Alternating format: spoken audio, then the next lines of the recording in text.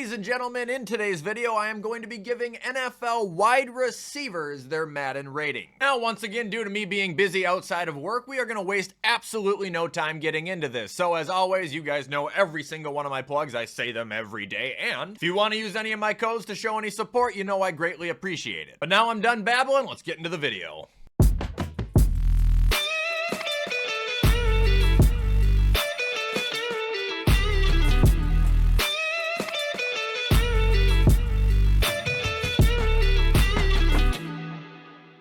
Okay, folks, so here we are at the tier list. It's going to be the same exact concept as the running back list. And again, this is also going to be a list that had like a quintillion different players, so I had to do some filtering. And I think we're going to be doing like around 40 or 45. I just don't have time for, you know, the whole 150 or whatever they actually have. So first player we got is Brandon Ayuk. He's an 89. He's been a great player outside of last year as far as I'm concerned. And it's not even fair for me to say outside of last year because I know he had a rough start, but the guy got hurt and ended up missing majority of the season anyway, so he never had a chance to turn it around. You know, much like CMC, how I couldn't give him a 96 plus because he's missed time, I can't give Ayuk above a 90 right now. But 89 is a solid number if you're asking me. Now we've got Cooper Kupp. I'm going to give him an 87. I still think he has great talent, but the truth behind him, and I know I say it every time I talk about him, but again, it's because it's the truth, is the guy can't stay healthy. It's unfortunate, like he's only played one full season in his career, and I don't think he's going to play another full one considering the guy is just getting older and breaking down more often. Now we've got AJ Brown, 93. Missed some time this year too, which was unfortunate. That's why we didn't see the usual receptions and yardage from him, but the guy is still an elite talent. There's no denying it. Cortland Sutton,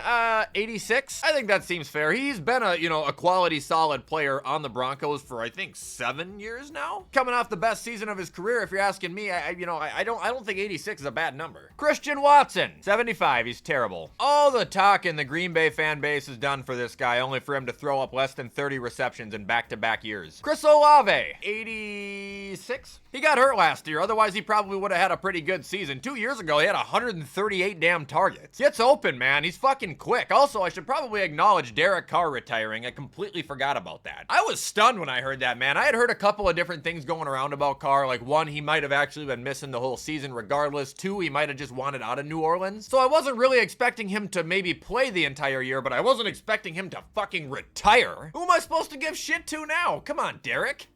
Now we got CeeDee Lamb, 96, dude. He's so good. I hate the amount of hate that he gets. It's fucking ridiculous. 3 straight years over 100 receptions. 4 straight years over 1,100 receiving yards. He would have just had Dak last year, man. He would have been probably contending for the receiving yard leader. I'm not even bullshitting. Now we've got the Slim Reaper. I'm giving him a 90. I love Devontae Smith. Always have, always will. He missed time this year just like AJ Brown, and if it wasn't for AJ Brown being an Eagle, this guy would be throwing up demonic fucking seasons. He is so clutch for the Eagles. Now we got George Pickens, 85. I know this category is toward the bottom of this list, but 85 in Madden, even an 80. It's not the slap in the face this list makes it look like. Oh, we've got A.D. Mitchell, 78. Guy threw a tantrum about not getting drafted in the first round only for him to go out there and not do jack shit. Jamar Chase, 99. 127 receptions, 1,700 yards, 17 touchdowns. That's a lot of sevens. Pretty much the best receiver in football. Very, very few receivers can you even have in the same conversation as Jamar Chase right now. Now we got Jalen Waddle, 87's probably going to be the fair number to put him. He had a very down year compared to what we're used to seeing, but I'm going to give him the benefit of the doubt and actually blame the quarterback situation there for majority of it because their quarterback room was a shit show nightmare last year. Now we've got Jerry Jeudy coming off of a career year, a massive career year. I'm not going to give him a 90 because that was his first year he's ever exploded for, but it was very good. And I think an 87 is probably a pretty fair number. 90 receptions, 1,300 yards, 4 touchdowns. That's good. I just wish it didn't take him 5 years to produce. Continuing on, we have Garrett Wilson, 88. I think he was a good use of a first round pick. And honestly, the fact that the guy has been so crazy consistent through, 3 shit shows of years now, definitely says a lot. But I still, to this day, want to see what he would look like with a competent offense. And last year was the most competent they've been, and they were still so fucking dysfunctional. Now we have Khalil Shakir, 84. Very clutch player for the Buffalo Bills. Very clutch. Moving on, we have Brian Thomas Jr., 89. Look, Madden does not ever give players 90s after their rookie season. It's very, very rare that they do it, and I'm honestly kind of the same way. Much as I love Brian Thomas Jr., much like Bucky Irving, I can't just go, you know, full bore, shoot him to the moon after 1 year. Now, 87 receptions for 1,200 yards and 10 touchdowns, that is immaculate. That is elite. If he does it again, which I know he will because he's the greatest receiver in NFL history, then we're going to be putting him in the top tiers. Now, we've got Justin Jefferson. I'm actually going to give him a 98. I think that him and, you know, Jamar are neck and neck for the title of the best. Obviously, I would take Jefferson between the two. I'm a Minnesota resident. But I do believe after what Jamar Chase did last year, there should be a fine line going into Madden to divide him. He deserves to be on a tier of his own, dude. Jamar Chase was out of his mind. Now, moving on, we have Keon Coleman, 80. He was fine. Made a lot of deep catches. I think he damn near averaged 20 yards of reception on the year, but he didn't get a lot of targets this year, and it seemed like when he, you know, was getting a lot of them, it was just kind of fuck it throws by Josh Allen, thinking that the guy is like Terrell Owens or something. Curious to see how this guy pans out. Mike Evans, 91, because, well, it's Mike Evans. Bad years do not exist for this guy, and they will not exist for him until he retires. Now we got Chris Godwin, 88. Dude, he's always been so underrated. He was so good last year before he got hurt. This guy's always been capable of being a #1 receiver, much like Devontae Smith, but chooses, and I repeat, chooses to stay in Tampa Bay, man. He turned down a massive contract from New England, at least allegedly this year, to just stay where he is. Respect. Now moving on, we have JSN, 87. He had a monster leap from his rookie year to his second year. And I think he's gonna have an even bigger leap this year without DK and Lockett. And like I said, Cooper Kupp, he's inevitably gonna get hurt. On to Jaden Reed, I'm gonna go 85. I think he's a good player. I just expected a lot more out of him last year. I thought he was going to really punch through, and he just kind of stayed the same. Then we got Amon-Ra St. Brown, 96. He's a reception machine, a touchdown machine, a yard machine. He's missed a total of 2 games in the last 3 years. Like, what more is there to ask of him? Jordan Addison, I am going to go 87. He's an absolute demon. It's just the fact that he plays behind Justin Jefferson. Same shit with Chris Olave, Devontae Smith, Jalen Waddle in recent years. You guys ever seen Jordan Addison, like, actually run a route? Like, I know it sounds dumb. We've all seen him play, but go and watch him play and watch the defender try and keep up with him. He fucking dusts people, dude. If he got targeted every single time he was open, he would probably have 150 targets on the year.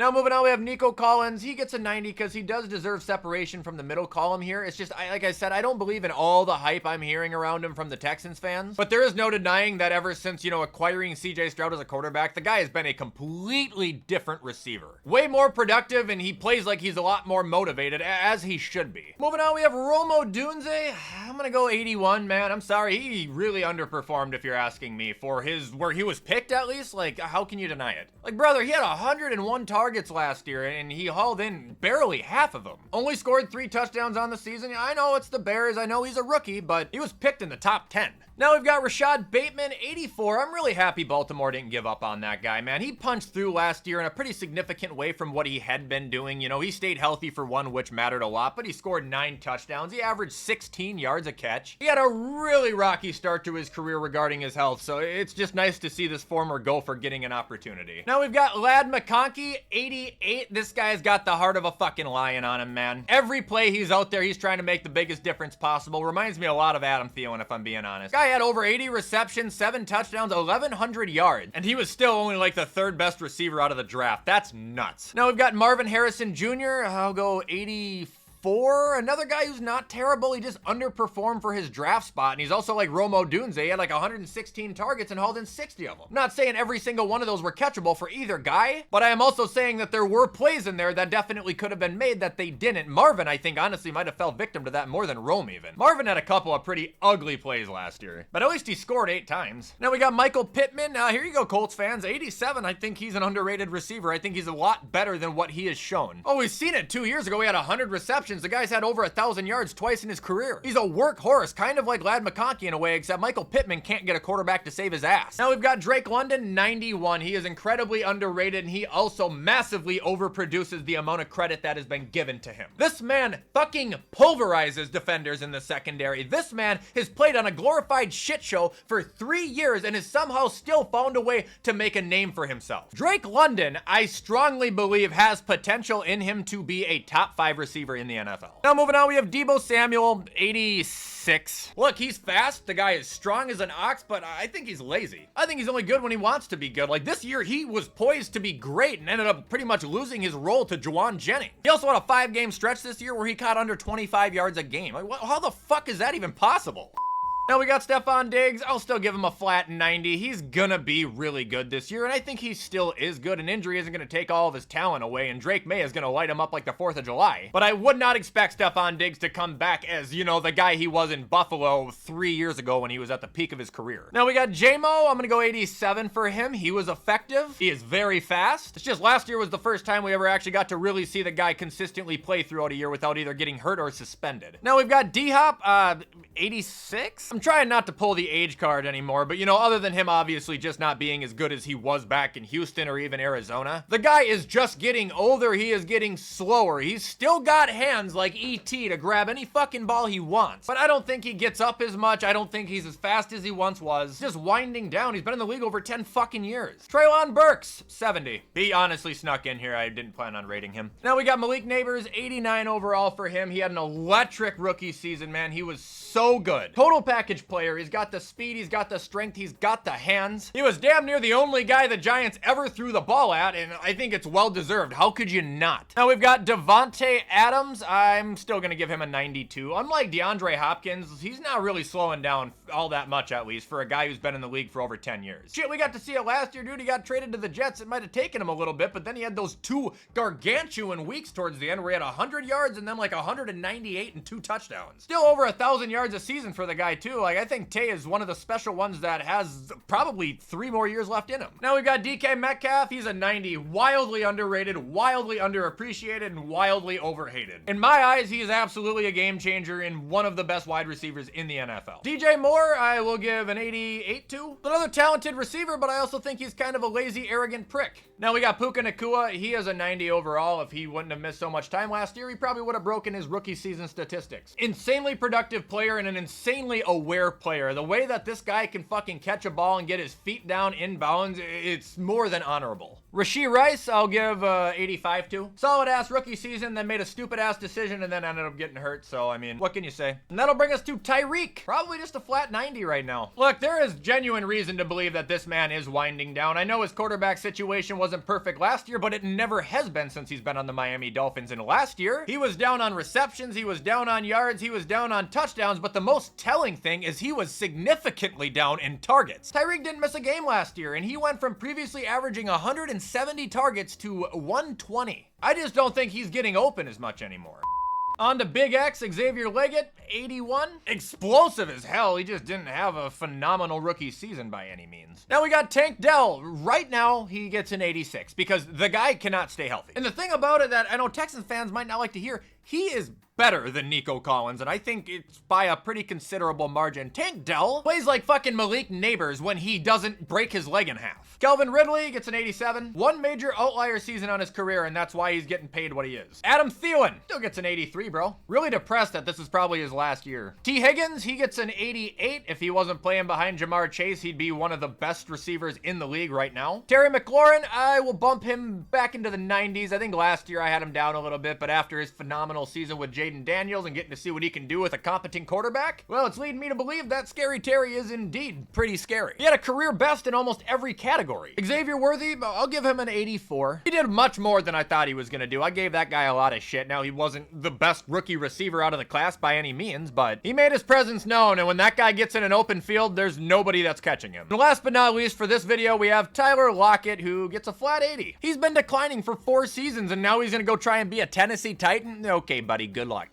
And that is going to do it, ladies and gentlemen, for me giving NFL wide receivers their Madden ratings for the 2025-2026 season. As always, I hope you guys enjoyed this video. Please feel free to show me any support because you know I appreciate it. In the meantime, I'm going to get this bad boy edited so you can watch it on time. I hope you guys have a great Monday. Enjoy the beautiful weather if you're in Minnesota. Stay safe, and as always, I will see you in the next upload.